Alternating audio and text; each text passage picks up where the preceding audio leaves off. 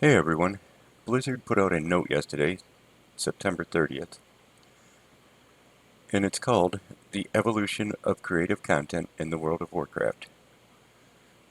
So in case you didn't get to read it, I will read through it today. When we're done, I'll give you my opinion on what I think about it. So let's get started here. Over the last few weeks, artists and writers across the WoW team have updated a small number of old class art assets, names, and dialogues that we identified as outdated or inconsistent with our value as a team.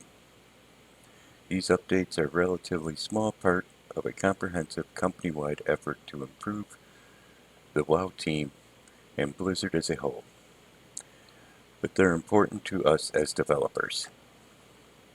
In early August, we set up an internal channel where the WoW team could share feedback on content that doesn't represent who we are as a team today.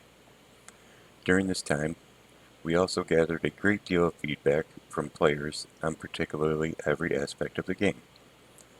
The player feedback influenced many gameplay improvements we're working on for patch 9.1.5, and our internal feedback identified some in-game content that is inconsistent with our goal of building an inclusive and welcoming game world. In a game that has thousands of art elements and a word count in the millions, we recognize that these updates will amount to a very few total changes overall. Nevertheless, we believe these changes are worthwhile. World of Warcraft is meant to evolve over time, and every day new players from every walk of life and every corner of the world experience our in-game content for the very first time. As a team, we want the world they see to stand as an expression of our talent and principles. Goofy jokes and occasional mature innuendo are part of WoW, and probably always will be. Still, we want to remain mindful of whether certain elements of that world are welcoming to all players. In short, we want our jokes to be inclusive and not punch down. Occasionally, when determining whether to adjust content, there can be circumstances that further complicate our decision making. For example, some of the art that populates our world is often reused throughout the game. To be certain that we don't have any instances in which the art appears in a way that is not respectful, in some cases, we might opt to replace specific elements entirely. It is important to us that we ensure Azeroth is the best place it can be for everyone, and we will continue to improve our processes when it comes to this kind of decision making. We also want players to be able to express themselves through their characters, so we don't intend to change existing player looks or cosmetics. Instead, we want to ensure we're offering a wide range of options for players to represent themselves. This work is ongoing alongside our development of new content and features. You're going to see more of it soon in 9.1.5 and in updates to come, and where applicable in WoW Classic as well. For example, in a post 9.1.5 improvement is the creation of the Incubus Demon, which we can add to places where Succubus's models currently appear. We're planning to make the Incubus a glyphable option for Warlocks when they summon that classification of demon. As WoW continues to evolve and grow, we'll keep discussing, reviewing, and acting on this kind of feedback. As always, we're immeasurably grateful for your input, and we hope you keep it coming. Signed, the World of Warcraft team. So that seems like a pretty concise memo to me. It seems to show some of Blizzard's thought processes and decision making. It cleared up some questions I've had about the changes to the art assets. And even though it doesn't sound like they're done making changes, it sounds like they are not going to be too heavy-handed about them.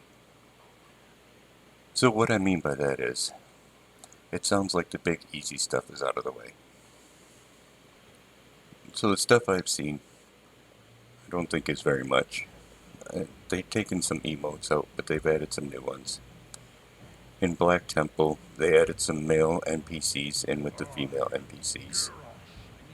In Karazhan, they did the same thing, male NPCs in with the female NPC ghosts. Sons of Hodor, they renamed a few quests. The Argus Zone, they renamed Eridath. They renamed a handful of other quests. Half a dozen items or so. And a dozen or so NPCs. We got a couple paintings that were switched to fruit. We got the Twin Imperium now. And we have the X45 Heartbreaker. To be honest with you, if someone wouldn't have mentioned these, I would have never known they had happened. I don't look at any of this stuff anymore. I haven't been to Hodor in forever. I don't go to Karazhan. Don't go to Black Temple anymore. And chances are if I went back there, I wouldn't have even noticed. So what I did like was the last paragraph, them talking about looks and cosmetics. I liked how they said they wanted players to express themselves. It also sounds as if in patch 9.1.5 we'll be getting more variety. I find it funny, I just posted a video, and I know I'm a newer YouTuber and I am not established like some of the other persons, so I doubt Blizzard would watch any of my content. But I did find it funny that, like I say, I just posted a video yesterday talking about how Warcraft could offer more variety and give us greater customization for transmog.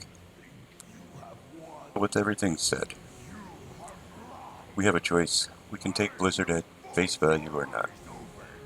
And that's ultimately each player's decision. Don't let the shill train or the toxic train pull you in.